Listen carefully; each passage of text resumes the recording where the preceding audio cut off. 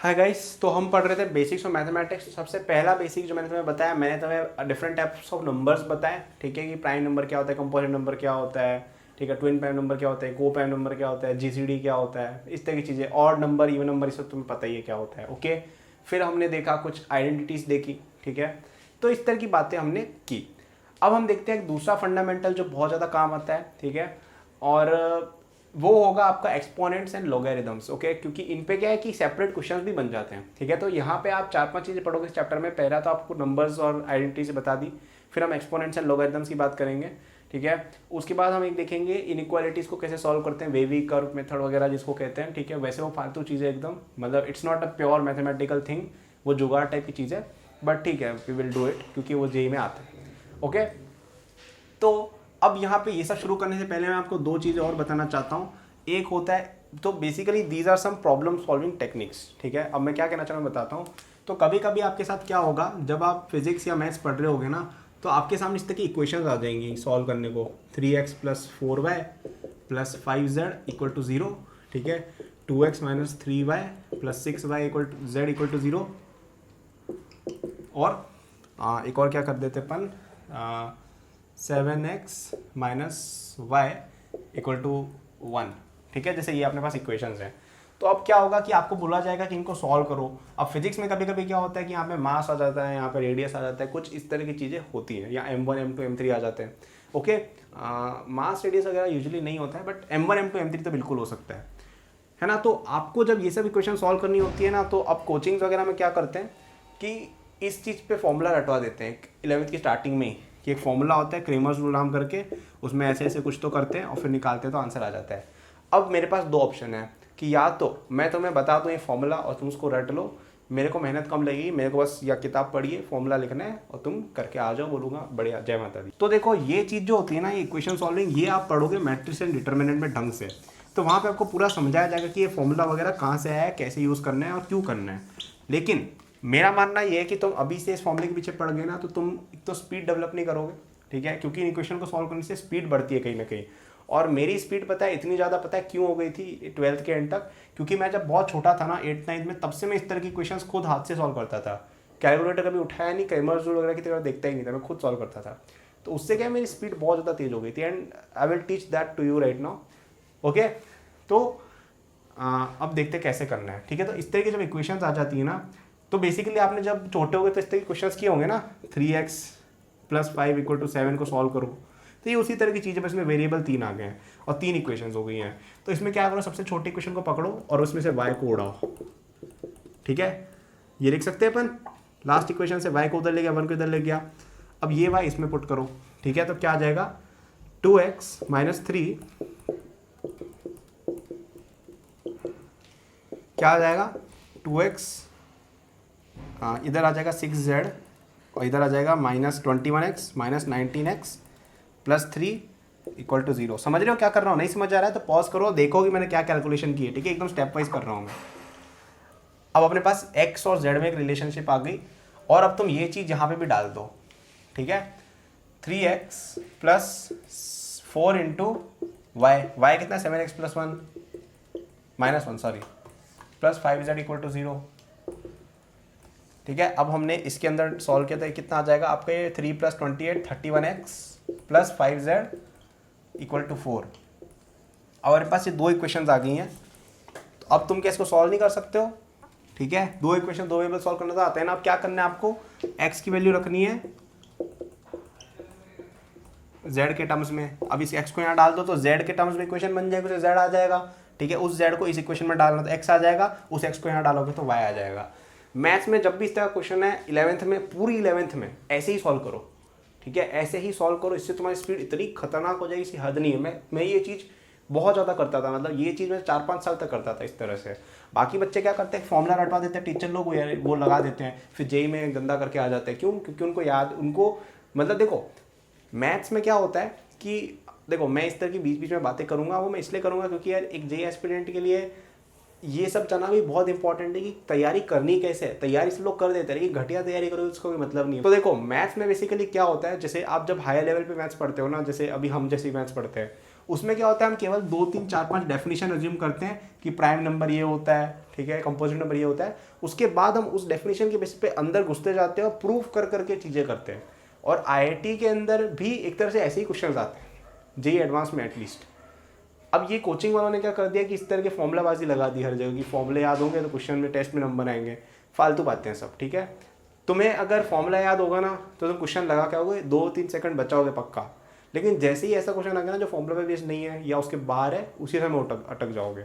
Okay, सो इसलिए हमें formula पे डिपेंडेंसी नहीं रखनी है ज़्यादा, चीज़ें सीखनी है कि क्यों हो रही है जो हो रही है।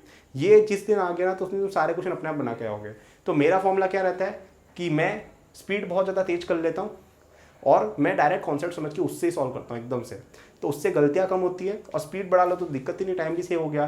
तो मेरा क्या कहना है कि जब भी इस तरह की इक्वेशन सॉल्व करने का है ना तो तुम इक्वेशन ऐसे सॉल्व करो, ठीक है। अभी 11th में एटलीस्ट, एग्जाम की बात नहीं कर रहा हूँ, 11th में ऐसे सॉल्व करोगे तुम्हारी स्पीड इतनी फास्ट हो जाएगी तुम्हें सब फालतू के फॉर्मूलों की याद ही नहीं आएगी कभी। ओके, प्लस तुम बेसिक से चीज़ें करना सीखोगे कि कैसे हो रही हैं, प्लस इससे तुम्हारी एक्यूरेसी बहुत इंप्रूव होगी। और ये तुम अगर 1 साल तक कर देते हो ना इस तरह से सॉल्विंग, तो तुम इतने फास्ट हो जाओगे ना एग्जाम तक कि तुम्हें और कोई चीज़ की जरूरत ही नहीं पड़ेगी। और इन्हीं चीज़ों में बच्चों का टाइम जाता है जेईई में जो तुम बचाओगे। ओके, तो ये हुई एक बात। तो ये हमने देखा इक्वेशंस कैसे सॉल्व करनी है। अब यहाँ पे 2-3 और भी चीज़ें आती हैं जैसे कॉम्पोनेंडो, डिविडेंडो, रेशियोज, प्रोपोर्शंस।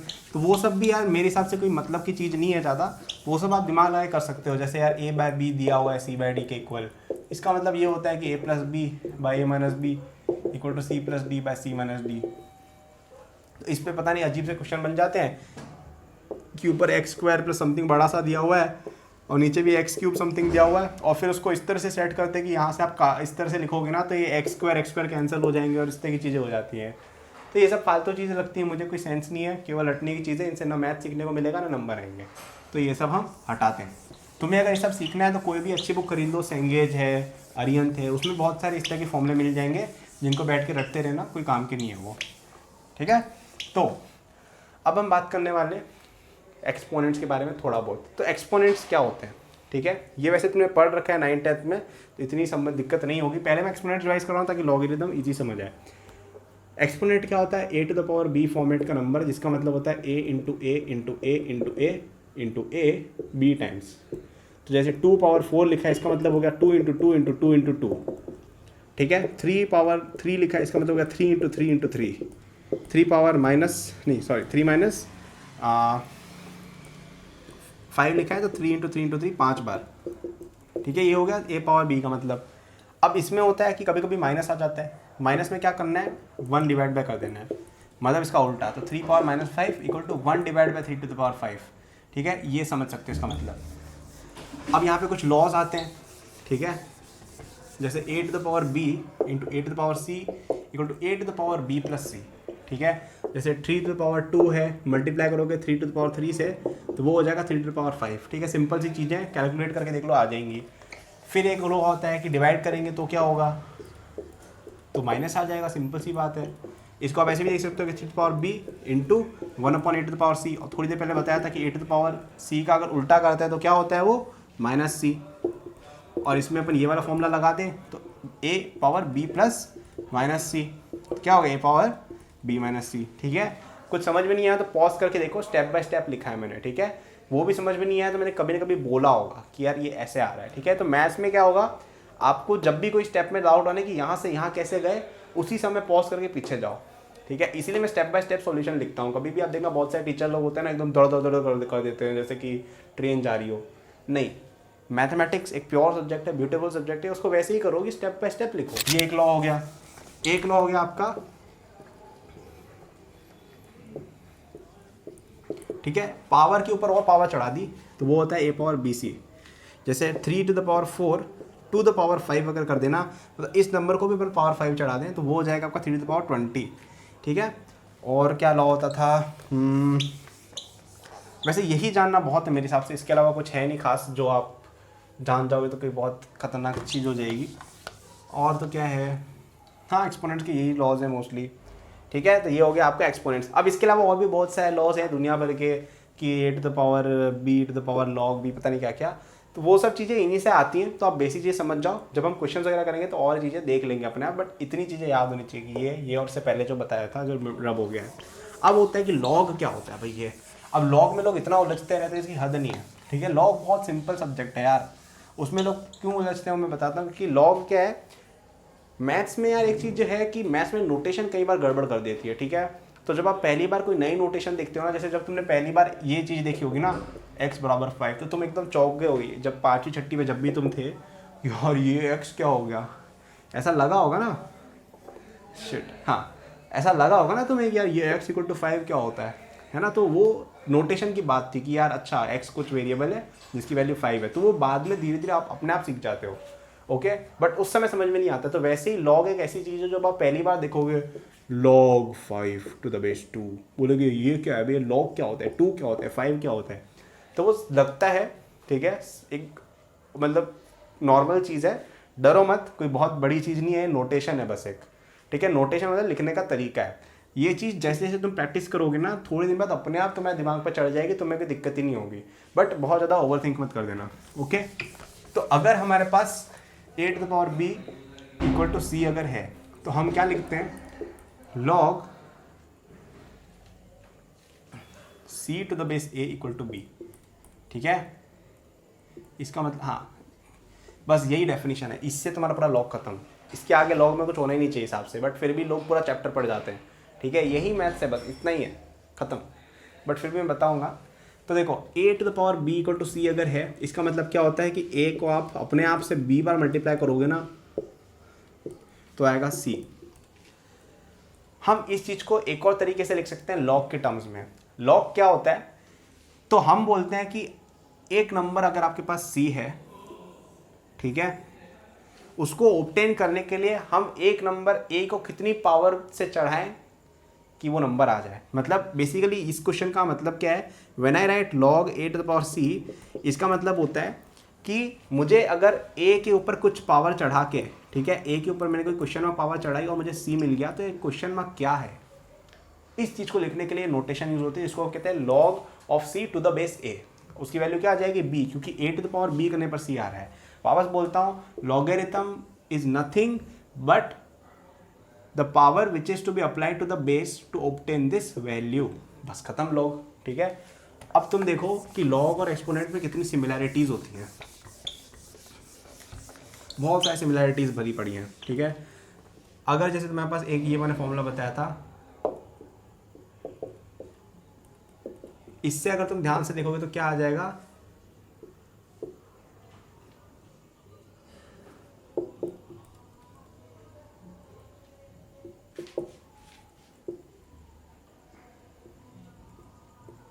वैसे मुझे उल्टा लिखना चाहिए था, ये वाली साइड इसको कॉरेस्पॉन्ड कर रही है, वैसे इसको कॉरेस्पॉन्ड कर रही है, बट ठीक है। तो इसका क्या मतलब है कि अगर तुम्हारे पास एक ऐसा नंबर है, ठीक है, अब इसको मैं प्रूफ करके बताता हूँ क्या हो रहा है, ये समझाना, प्रूफ तो नहीं है। तो मेरे पास एक ऐसा नंबर है, ठीक है, कि मैं a के ऊपर कुछ पावर चढ़ाऊँ जिससे b आ जाए, ठीक है, और मैं a के ऊपर कोई ऐसी पावर चढ़ाऊँ जिसके ऊपर c आ जाए। तो मैं अगर उन दोनों क्वेश्चन मार्क्स को जोड़ देता हूँ, ठीक है, तो इससे क्या आना चाहिए, तो तुम्हें याद होगा कि इन दोनों का मल्टीप्लाई अगर हम करते हैं तो यहाँ पे b प्लस सी आता है। तो हम यहाँ पे अगर इसके ऊपर ये पर्टिकुलर पावर चढ़ा देंगे ना, तो इस पर ये 8 पावर b प्लस सी को कॉरेस्पॉन्ड करेगी, ठीक है, विच इज़ इक्विवेलेंट टू इन दोनों का मल्टीप्लिकेशन, ठीक है। अरे ये क्या लिख दिया मैंने, हाँ सॉरी, ठीक है, वो इधर उधर गया था गुस्से में थोड़ा। तो ये इस तरह का समझने का एक तरीका है, ठीक है। अब यहाँ पे अगर माइनस होता तो क्या करते हैं अपन, b डिवाइड बाय c कर देते हैं, ओके। और क्या होता है इसके अंदर, log a b to the power c है जैसे, तो वो क्या होता है c log a b। क्या करना है, देखो ये क्या है कि log to the power a और ये b to the power c है, इसका log लिया हमने, ठीक है, टू द बेस a। तो इसमें क्या करो, c को आगे किसका के लिया और log a भी लिख दो, ठीक है। एक होता है कि अगर नीचे की तरफ पावर चढ़ी हुई है तो log to the power a, यहाँ पे अगर c चढ़ा हुआ है और यहाँ पे b, मतलब बेस के ऊपर पावर है तो ऊपर की जगह नीचे ले आओ, 1/c log a b, ठीक है। ये होती है कुछ सिंपल चीज़ें, यही चीज़ें याद रखनी थी। अब इस तरह की और भी चीज़ें आ जाती हैं, जैसे एक होता है ये हाँ अब ये कैसे आया मैं बताता हूँ। तो हमने यहाँ पे एक ऐसी पावर चढ़ाई है सच दैट बी के ऊपर, अब बी के ऊपर यहाँ पे वैसे ए आएगा शायद, हाँ यहाँ पे ए आएगा, सॉरी ए के ऊपर मैं ऐसी एक पावर चढ़ाऊँ जिससे बी आ जाए, ठीक है। समझो इस चीज़ का मतलब क्या है कि A to the power log A B. इसका क्या मतलब हुआ कि मैंने ए के ऊपर एक ऐसी पावर चढ़ाई है जो ए के ऊपर चढ़ाने पर बी देती है, तो मैंने वही पावर अगर ए पे ही चढ़ा दी तो मेरे पास बी आ जाएगा, ठीक है। मतलब ये पावर क्या है, ये एक ऐसी पावर है, ये नंबर एक ऐसा नंबर है जिसको अगर मैं ए के ऊपर चढ़ा दूँ, यहाँ पे मैं ये नंबर डाल दूँ तो बी आएगा, तो मैंने वो नंबर उठा के ए पे डाल दिया तो बी आएगा। सिंपल बात है, समझ रहे हो, लॉजिकल बात है एकदम। तो यही लॉज हैं आपके लॉग के। अब देखो इसके में जो भी मैंने बातें बोली ना, ये सब तुम प्रूव करने की कोशिश करना, पॉज करो वीडियो, खुद अपने आप को कन्विंस करो कि हाँ यार ये जो है सत्य है, बेवकूफ़ मत बनाना है, खुद को कन्विंस करना है अच्छे से। ओके, तो ये हो गया आपका लॉगरिथम, ये हो गया आपका एक्सपोनेंट्स। अब लॉगरिथम वगैरह के अंदर बहुत सारी चीज़ें होती हैं, बहुत सारे फॉर्मूले होते हैं, पूरा चैप्टर होता है लॉग पे, ठीक है। तो उतना डेप्थ में अभी जाने का कोई मतलब ऐसा नहीं है, मतलब नहीं है, बट मैं बस ये कह रहा हूँ कि इन तीनों चारों फॉर्मूलों से आप पूरी लॉगरिथम डेराइव कर सकते हो। और मैं चाहता ही हूँ कि आप ये सीखो कि इन चीज़ों से हम आगे डेरिवेशन कैसे करें। अब यहाँ पे एक जो मैं स्पेशल नोट देना चाहूँगा, जो मैंने थोड़ी देर पहले भी बोला था कि लॉगरिथम को देख के डरना मत, ठीक है, क्योंकि तुम ये सब देख के डर रहे होगे कि ये क्या होगा, मैं तो समझ ही नहीं आ रहा है, मेरी तो 11 बर्बाद हो गई, इस तरह की फालतू बातें मत सोचना। ये बच्चों को समझ में नहीं आते एक बार में, ठीक है, क्योंकि मुझे भी नहीं आया था। मैं जब पहली बार पढ़ रहा था 10th में, मेरे को पता ही नहीं चला, 10th में शायद 8 9 आई डोंट नो, जो भी है, नो फ्लेक्स। मैं ये कह रहा हूँ कि यार ये चीज़ जब पहली बार बच्चा देखता है वो खुद दिमाग ख़राब होता है कि ये लॉग क्या आ गया यार, ठीक है। तो ऑब्वियस सी बात है, लगता है। तो कुछ मत करो, तुम थोड़ा सा सोचो और थोड़ा इसको लिखने की कोशिश करो कि इसका मतलब क्या है। धीरे धीरे जैसे तुम आगे जाओगे ना, 12th में आओगे, फिर एग्ज़ाम पास आएगा तो अपने आप याद हो जाएगा कि यार ऐसा ऐसा होता है, समझ में आ जाएगा।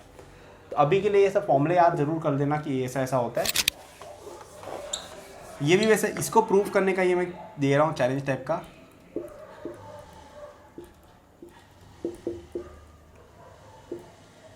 ठीक है, तुमने अगर किसी एक बेस पे बी लिया, ठीक है, और उससे डिवाइड कर दिया तुमने उसी नंबर, मतलब यहाँ पे बस बेस चेंज किया हमने, ठीक है, डिवाइड किया तो log mb होता।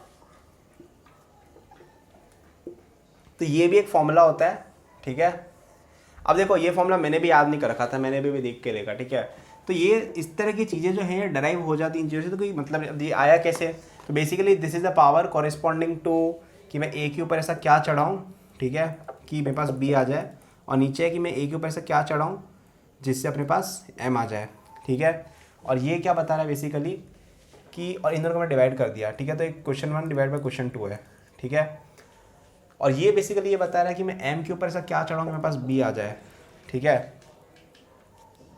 तो a to the power x1 जैसे b है, ठीक है, और a to the power x2 जैसे है आपका m, ठीक है। मैं बेसिकली इसको प्रूव करने की कोशिश कर रहा हूँ अभी, ऑप्शनल है, देखना नहीं हो तो भी चलेगा।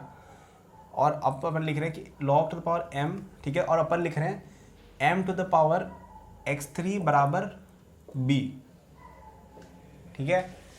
तो अब मैं यहाँ पे ऐसा लिख सकता हूँ a equal to B to the power 1/x1 और a equal to m to the power 1/x2, इन दोनों इक्वेशन से, ठीक है।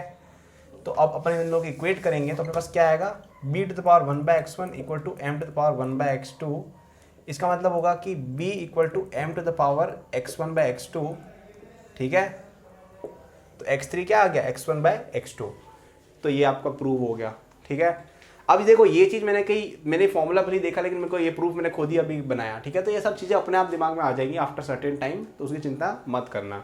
अभी तो मैं क्या ध्यान देना है कि लॉग की जो बेसिक चीज़ें बताई कि log a plus log b क्या होता है, log a minus log b क्या होता है, ठीक है, log a b to the power alpha क्या होता है, जो मैंने बताया था ना, वो सब फॉर्मूले, ठीक है। तो ये आपका सेकंड मॉडल भी खत्म होगा लॉगरिथम पे। लॉगरिथम में बहुत अच्छे अच्छे क्वेश्चंस बनते हैं, ठीक है, बहुत अच्छे अच्छे क्वेश्चंस बनते हैं। उनमें आपको कुछ नहीं करना होता है, बस इन्हीं क्वेश्चंस को रिड्यूस कर करके सॉल्व करना रहता है। भले ही मैं क्वेश्चन अच्छा सा उठा के तुम्हें बता देता हूँ अभी, जैसे इस चीज़ की वैल्यू बताओ,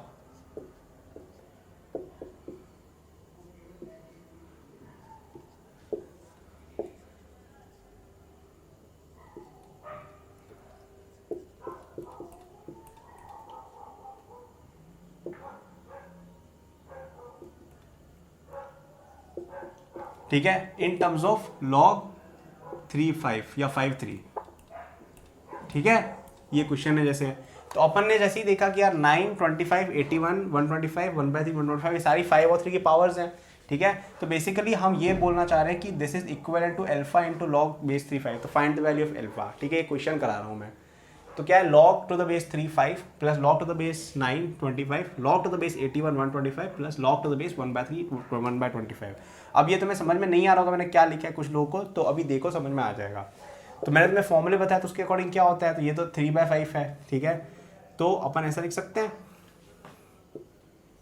इसको, चलो 3/5 ही लिखो, ठीक है, सॉरी यहाँ 3/5 आएगा। यहाँ पे अपन क्या करते हैं, ये 9 3 स्क्वायर होता है और 5 क्या होता है, 25 क्या होता है 5 का स्क्वायर, 81 क्या होता है 3⁴, और 125 क्या होता है 5⁻3, ओके। 1/3 क्या होता है 2⁻−1, बताया था थोड़ी देर पहले, और ये क्या होता है -2। अब तुम्हें याद हो, तुम्हें इस तरह के फॉर्मूले बताया था कि अगर पावर चढ़ी हो यहाँ पे तो क्या करते हैं, तो ये कितना हो जाएगा आपका log 3/5 का 5 ही रहेगा, ठीक है। यहाँ पे देखो, अब यहाँ का 2 ऊपर आता है और यहाँ का 2 नीचे आता है, ठीक है। ये वाला 3 बाहर आएगा ऊपर और ये वाला 4 नीचे जाएगा, ओके। अब ये वाला जो है -2 ऊपर -1 नीचे, तो अब मैं ये वाला डिलीट कर रहा हूँ, यहाँ से आना, ठीक है। तो एक बार देख लो उधर से उधर कैसे गए, उसके बाद आगे बढ़ना। तो इधर से मैं इधर आऊँगा तो क्या हो जाएगा, log 3/5 ऊपर, ठीक है, और यहाँ पे बचेगा 1 प्लस 2/2, नीचे नीचे भी आपका आ जाएगा log 3/5 कॉमन, 3/4 प्लस, अब माइनस माइनस कैंसिल, तो अब ये कितना हो गया, ऊपर 2 आ गया, ये दोनों कैंसिल हो गए, ऊपर आ गया 2 divide by 2.75, so this is रफली 8/11, हाँ, तो ये आंसर आ गया। अब चलो यहाँ पे ये log 3/5 भी नहीं आना था, तो ये और अच्छी बात है, ठीक है। तो बेसिकली मतलब मेरे को मेरी क्वेश्चन मैंने अभी बनाया तो मुझे नहीं पता था क्या आंसर आएगा, तो यहाँ पे बेसिकली मैं इसकी वैल्यू फाइंड करनी थी, तो हमारे पास वैल्यू आ गई 8/11, ठीक है। तो इस तरह के क्वेश्चन आते हैं जेई में। तो हमने क्या किया, सारे फॉर्मूला लगा दिए। तो ये हमारा क्वेश्चन था, इसमें हमने देखा कि यार ये 9, 25 जो है 3 की पावर और 5 की पावर है, ये 3 की पावर है, 5 की पावर है, ये 3 की पावर है, ये 5 की पावर है। तो हमने सबको उन्हीं की पावर के टर्म्स में लिख दिया, ठीक है। फिर यहाँ पे जो लिखा हुआ था वो आया, पीछे जाके देख लेना। फिर वहाँ से आया ये, ठीक है। हमने क्या किया, पावर रूल यूज़ किया कि अगर आपके पास यहाँ पे पावर होती है तो उसको अपन 1/α करके फिर नॉर्मल लिख देते हैं, और अगर यहाँ पावर होती है तो ऊपर अल्फा कर देते हैं। तो मैंने वही चीज़ यहाँ लगाई है, ठीक है। एकदम क्लियरली स्टेप बाय स्टेप लिखा है, चिंता मत करो, पीछे जाके देख लो, ठीक है। समझ में नहीं आया, समझ में नहीं आया तो ज़बरदस्ती आगे नहीं बढ़ना है अपन को, ठीक है। तो इस तरह के छोटे मोटे क्वेश्चंस आते रहते हैं। एक और चीज़ जो मैंने तुम्हें नहीं बताई थी,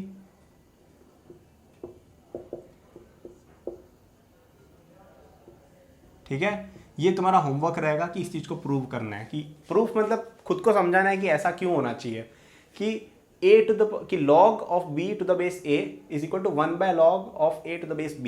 ये मैंने लास्ट के रखी ताकि तुम लोग होमवर्क के लिए, मतलब इसको तुम एक एक्सरसाइज मानो कि यार ये मुझे प्रूव करना है कि ऐसा क्यों होगा, ओके। ये कैसे होगा, मैंने तुम्हें जैसे बताया था कि कैसा सोचते हैं लॉगरिथम में, कि इसका मतलब क्या है कि a के ऊपर मैं ऐसी क्या पावर चढ़ाऊँ जिससे b आ जाए, ऐसे कुछ सोचो और फिर देखो कि ऐसा क्यों होना चाहिए, ठीक है। सिंपल चीज़ है, कोई 2 मिनट की चीज़ है, कोई बहुत बड़ी चीज़ नहीं है। नहीं समझ में आए तो मैं बता देता हूँ, ठीक है। तो ये अभी पॉज कर दो अगर तुमने सॉल्व नहीं किया है, सॉल्व करने के बाद देखना। तो हमने माना कि a⁻x करने पर b आ रहा है, तो हमें पूछा है कि b के ऊपर मैं ऐसा क्या चढ़ाऊँ कि a आ जाए। तो यहाँ से हमारे पास ऐसा आएगा a⁻x raised to power 1/x कर दें। समझ रहे हो क्या किया मैंने, मैं बोल रहा हूँ कि a⁻x के ऊपर अगर 1/x चढ़ा दे पावर और ऊपर भी 1/x चढ़ा दे, तो यहाँ पे मैंने तुम्हें बताया था कि a⁻b⁻c में क्या होता है a⁻bc, तो b इंटू सी x इंटू 1/x हो जाएगा इक्वल टू b⁻1/x हो जाएगा, ये x कैंसिल, तो a इक्वल टू b⁻1/x। तो इससे क्या आ गया कि x की, तो यहाँ पे सॉरी हाँ, तो y की वैल्यू क्या आ गई 1/x आ गई, यहाँ पे जो हम y ढूंढना चाहते तो 1/x आ गया। तो ये हो गया, प्रूव हो गया एक तरह से, समझ रहे हो। तो ये हो गया आपका लॉग। लॉग और एक्सपोनेंट्स के बेसिक फॉर्मूले सबको याद होने चाहिए। क्वेश्चन भर भर के आते हैं, इस तरह के क्वेश्चन आते हैं, वेरिएबल डाल डाल के भी आते हैं। यहाँ पे ABC घुसा देंगे, तरीका वही है, फॉर्मूले डाल डाल के रिड्यूस करना है। प्रॉब्लम सॉल्विंग कोर्स करेंगे तो और चीज़ें क्लियर होंगी, तो वो सब होगा। बट अभी तुम्हें क्या याद रखना था इस वीडियो में कि एक तो इक्वेशन कैसे सॉल्व करनी है उसके बेसिक्स, ठीक है। फिर तुम्हें याद करना था लॉगरिथम होता क्या है, होता क्या सबसे ज़्यादा इंपॉर्टेंट है कि वो सच में क्या होता है पता होना चाहिए। नहीं समझ आया तो वापस देखो। एक्सपोनेंट क्या होता है समझ में आना चाहिए। एक्सपोनेंट के लॉस तो वैसे पता ही होते हैं सबको।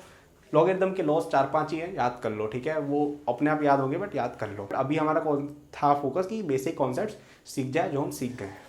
Thank you for watching this video till the and. I am sure that you enjoyed it. यदि आप अपनी पूरी जेई प्रिपरेशन मेरे साथ करना चाहते हैं तो आपको डिस्क्रिप्शन में मेरे जेई के फुल कोर्स का लिंक मिल जाएगा।